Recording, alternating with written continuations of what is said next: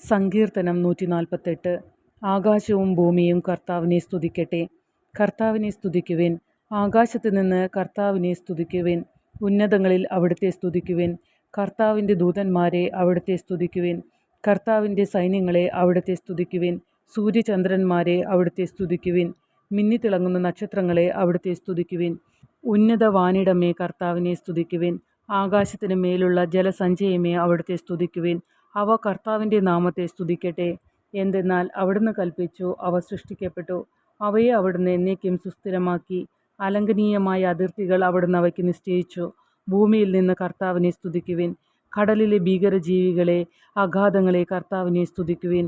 അഗ്നിയും കന്മഴയും മഞ്ഞും പൊടിമഞ്ഞും അവിടുത്തെ കൽപ്പന അനുസരിക്കുന്ന കൊടുങ്കാറ്റും കർത്താവിനെ സ്തുതിക്കട്ടെ.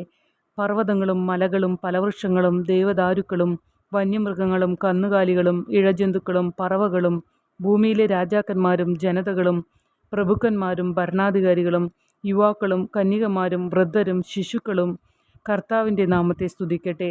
അവിടുത്തെ നാമം മാത്രമാണ് സമുന്നതം. അവിടുത്തെ മഹത്വം ഭൂമിയെയും ആകാശത്തെയും കാൾ ഉന്നതമാണ്. അവിടുന്ന് തൻ്റെ ജനത്തിനു വേണ്ടി ഒരു കൊമ്പ് ഉയർത്തിയിരിക്കുന്നു. തന്നോട് ചേർന്ന് നിൽക്കുന്ന ഇസ്രായേൽ ജനത്തിൻ്റെ മഹത്വം തന്നെ.